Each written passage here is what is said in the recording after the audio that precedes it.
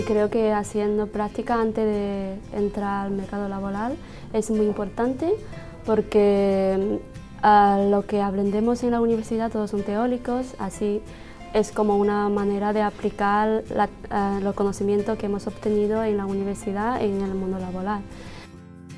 Nosotros estamos creciendo mucho y como empresa pues puedes comprar talento o crear talento. Entonces el tirar de headhunters para coger personas que por motivos económicos cambian de una empresa a otra nos resultó cortoplacista. Entonces hemos dicho no, queremos entrar en la fase de formación y ayudar con la parte práctica. Entonces de ahí que optásemos por becarios a poder ser 2 años i després integrar-los en la plantilla.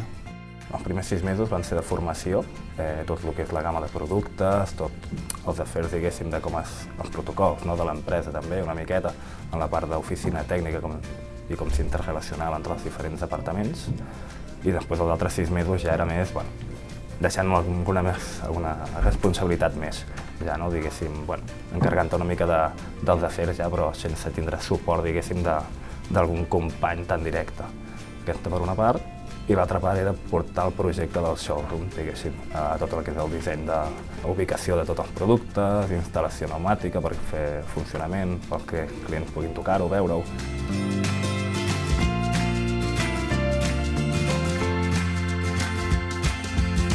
Una cosa que he après és totes les tasques a la realització d'un projecte, des de les fases d'inici de disseny i implementació del projecte fins a la fase d'implantació al client. El fet de fer pràctiques t'ajuda una mica a fer aquesta transició, a donar aquest salt.